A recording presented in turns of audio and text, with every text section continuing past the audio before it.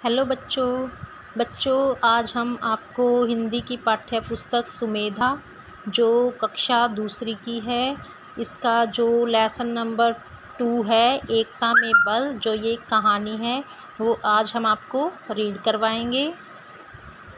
एक समय की बात है, जंगल में एक पुराना बरगद का पेड़ था। उस पर अनेक पक्षी रहते थे। उनमें एक कबूतरों का झुंड भी रहता था। एक बूढ़ा कबूतर उनका सरदार था। सभी कबूतर उसकी आज्ञा का पालन करते थे। इस जो ये कहानी है इसमें बताया गया है कि जंगल में एक जो है बरगद का पेड़ था और उस पेड़ पर बहुत सारे पक्षी रहते थे और जो पक्षी रहते थे उनमें एक कबूतरों का झुंड भी, मतलब बहुत सारे कबूतर रहते थे वहाँ।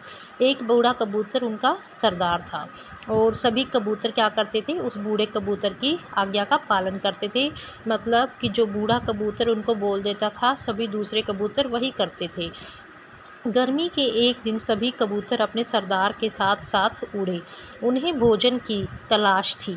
बहुत प्रयत्न के बाद भी उन्हें कहीं भोजन नहीं मिला। सभी कबूतर बहुत परेशान थे। उड़ते उड़ते वे थक गए थे। भूख के मारे उनका बुरा हाल था। कुछ दूर जाने पर एक कबूतर ने जमीन पर बिखरे दानों को देखा तथा उसने अपने साथियों से कहा, देखो ज़मीन पर दाने बिखरे पड़े हैं।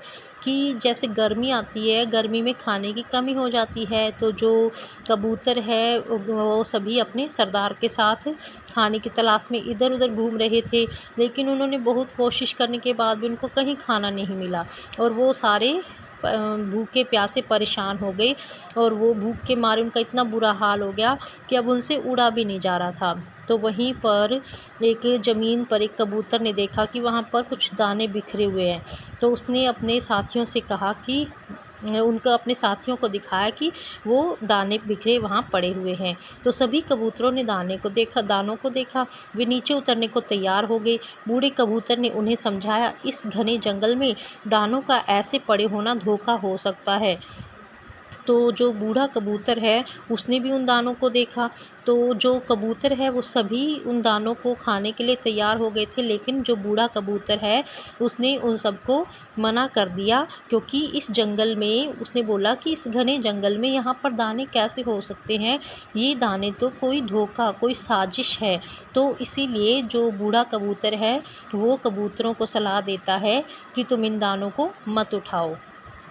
तो बच्चों ये लेसन आज हम आपको इतना ही रीड करवाएंगे और जो ये लेसन है वो आपको अच्छी तरह से रीड करना है।